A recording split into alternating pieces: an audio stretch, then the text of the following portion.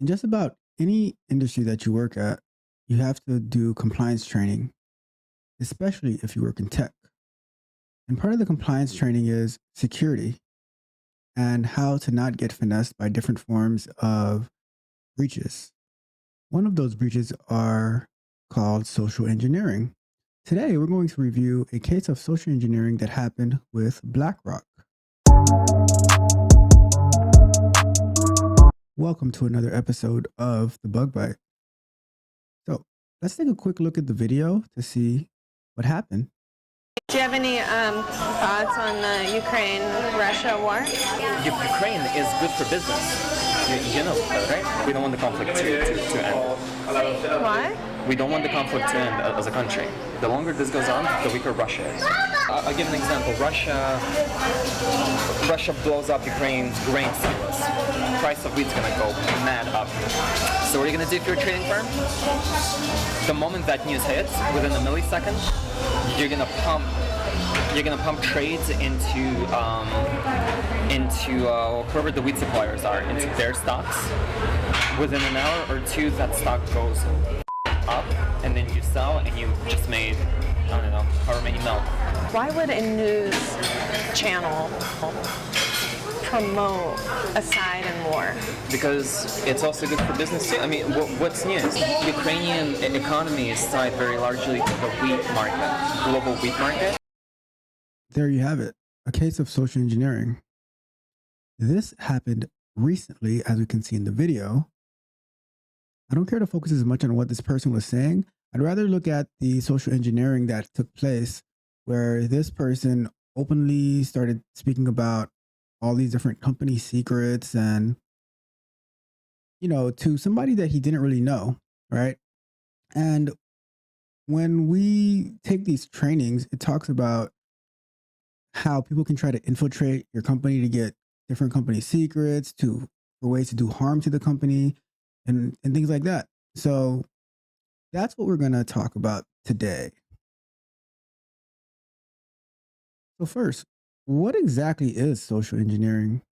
Well, social engineering is the use of deception to manipulate individuals into divulging confidential and personal information that may be used for fraudulent purposes.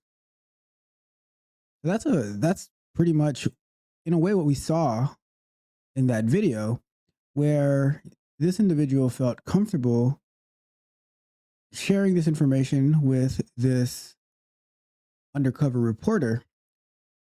I am not entirely sure with all the details behind why he felt so comfortable sharing, but it seems like he was like on a date or something, and this woman was recording their conversation, right?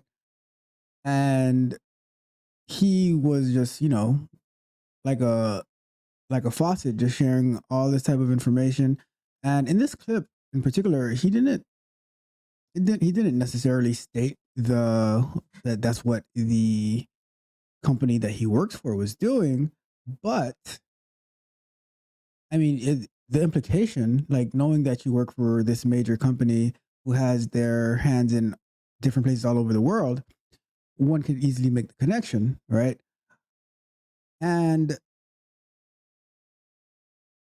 is anything that he was actually saying a surprise? Not really to me. I mean, it makes sense what he's saying. I think we've always known that there are many people who benefit from war and stuff like that. But just the fact that he would openly say it in the position that he was working for the company that he's working for, now what happens is it brings negative exposure to the company, and all sorts of fallouts can happen. So let's go into it a little bit more. All right. So we already got the definition of social engineering. So let's read you an article that talks about this particular case.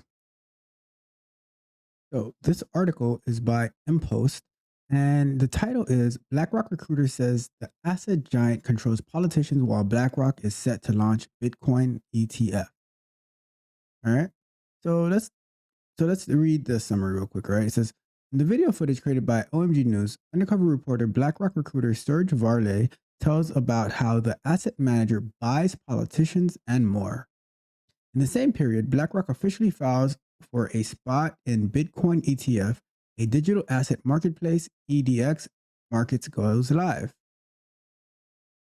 And it says both events take place following the United States Securities and Exchange Commission going after cryptocurrency exchanges, Binance and Coinbase. All right, so let's start reading. On June 20th, the O'Keefe Media Group uploaded a video featuring Blackrock recruiter Serge Varlay discussing the world's biggest asset manager's work mode. The footage was taken during several meetings of Varlay and OMG News undercover journalists.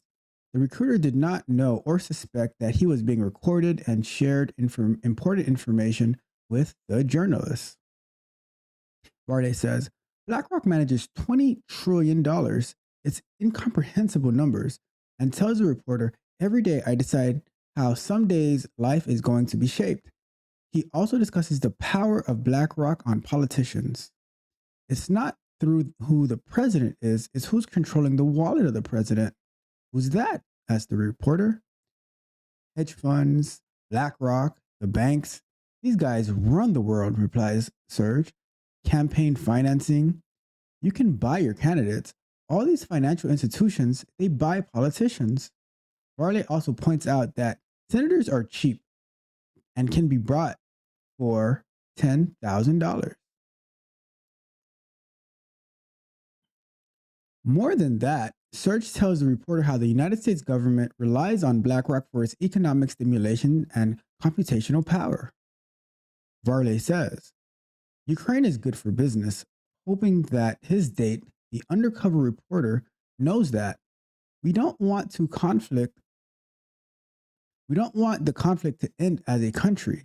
The longer this goes on, the weaker Russia is. Russia blows up Ukraine's grain silos. The price of wheat is going to go mad up. So what are you going to do if you're a trading firm? The moment that news hits, within milliseconds, you're going to pump trades into whomever the wheat suppliers are into their stock. Serge goes on to explain that bad news is good news. Serge goes on to explain that bad news is good for news channels businesses too. Let's stop right there for a second. Is this guy saying anything that no one has already been saying and suspecting? I think the part that is a bit shocking to people, not necessarily to me, but that's a bit shocking to people, is that the company that he works for and the position that he's in, and that it's actually coming from one of their insiders, right? And this goes directly to the case of social engineering, when people, especially reporters, will go through great lengths and deception to get the information that they want so they can expose what they believe is bad practices and like that companies are doing, things like that, right?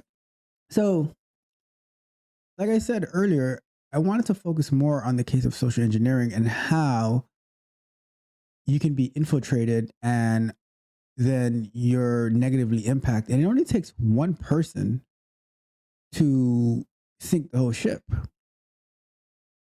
If we remember correctly in the movie The Titanic, because the captain wasn't paying attention and was watching Jack and Rose and whatever that they were doing, they missed the icebergs that were coming, and that ended up catastrophically. So, with that being said, there are people who are always trying to do harm to us, to our business. If we think about movies, right? When the police try to get an insider into an organization, whether it's like a mob or a gang or something like that, I'm thinking about the movie American Gangster, where Russell Crowe, forgot his name in the movie, but he went after one of the relatives who weren't doing so well and brought down the whole operation. Right? So, and that's another form of social engineering. in this case, it just happened to be where a guy was in a date, where a guy was on a date, and maybe he was trying to impress her, and and that's the part that's also interesting. Like the things that people will say to boost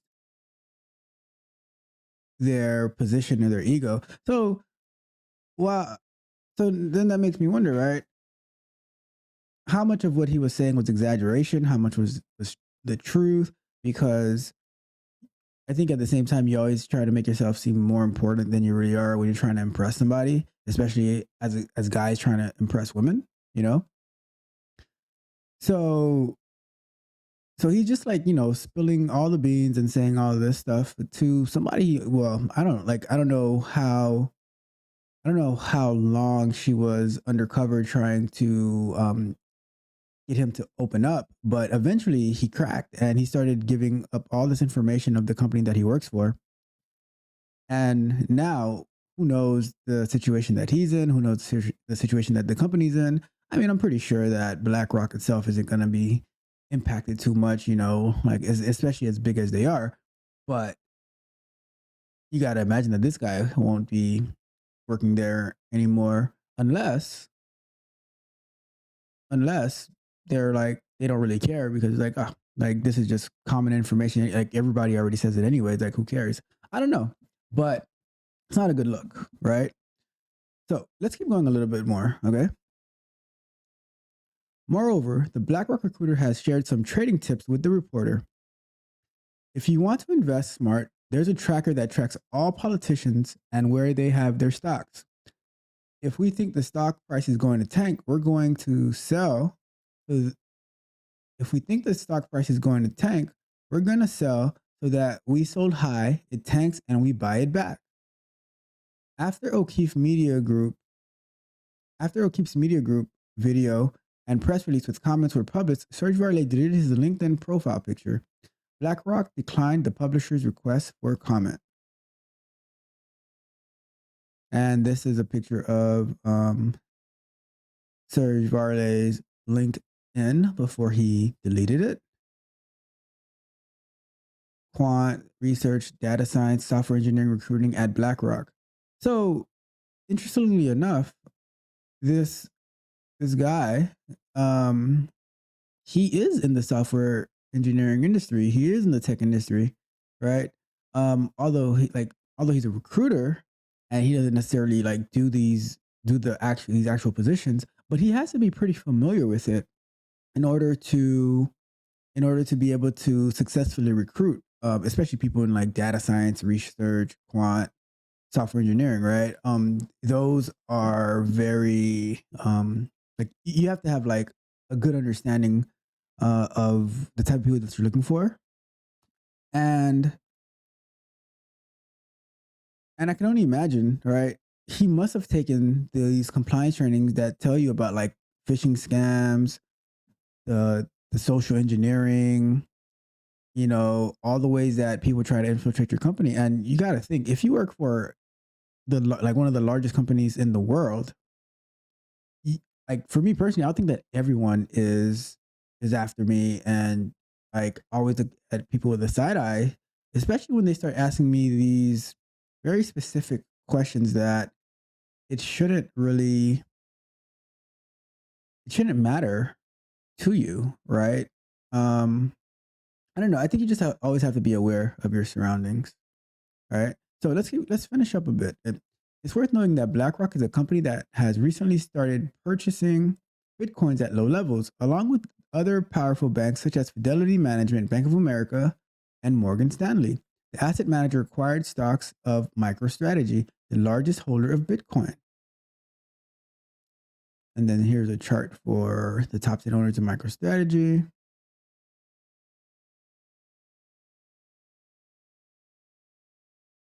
And let's see, let me skim through this real quick to see if there's anything else more like that's worth going through in the aspects that we're reviewing this.